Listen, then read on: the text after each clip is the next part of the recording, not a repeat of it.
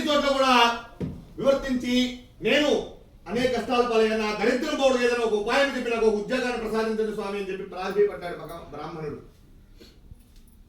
భగవానుడు చెలించిపోయి, ఓ బ్రాహ్మణుడా, శ్రీహరి సత్యనారాయణ స్వామి అవతారమై ఉన్నారు, నీవు ఆ సత్యదేవుని సేవించినట్లయితే నీ కష్టాలన్నీ కూడా తొలగిపోతాయి, కనుక నీవు ఈ సత్యనారాయణ స్వామి వ్రతాన్ని ఆచరించు అని చెప్పి ఆ వ్రతం యొక్క మహత్యాన్ని, వ్రతం చేసే విధానాన్ని కూడా తెలిపాడు.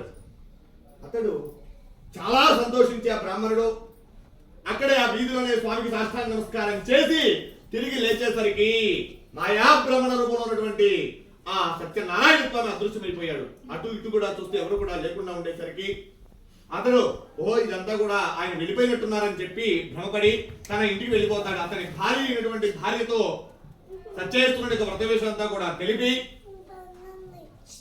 రేపు మన ఇద్దరం కలిసి సత్యనారాయణతో వ్రతం చేస్తాను అని చెప్పి తన భార్య చెప్తాడు. అంటుంది, ఇంట్లో తినడానికి తిండి కూడా లేదు, వ్రతాన్ని ఎలా చేస్తారని చెప్తే, ఏమో నాకు అనిపించింది, నేను చేయాలనుకుంటున్నాను అని భగవతే ఇచ్చా.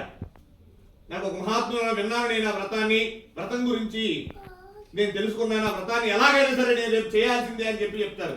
సరే మీ ఇష్టం, మీరు చేస్తా అంటే భార్యకు తెలియకుండా ఏ కార్యం చేసినా కూడా భర్త అది నిష్ఫలం అవుతుంది. సతీ వివాహం అయిన తర్వాత భార్యతో ఒక హవనం చేసినా భార్య లేకుండా హోమం చేయడానికి పనికిరాదు, ఒక యజ్ఞం చేసినా పనికిరాదు, ఒక వ్రతం చేసినా పనికిరాదు, ఒక పూజ చేసినా ఏది చేయాలన్నా కూడా. అందుకనే అలానే భార్య భర్త లేనటువంటి సమయంలో తన ఉత్తరయాన్ని కానీ వాటిని వేసుకొని భర్త ఉద్యోగరీత్యా వ్యవహారాలలో ఉన్నప్పుడు భార్య చేస్తే భర్తకు ప్రతిఫలం వస్తుంది, కానీ భర్త ఒక్కడే చేస్తే భార్యకు ప్రతిఫలం రాదు. So don't do anything alone. I'm staying here for husbands, not wives. Okay? Don't keep any secrets. Don't do anything alone in your life. You will not get anything.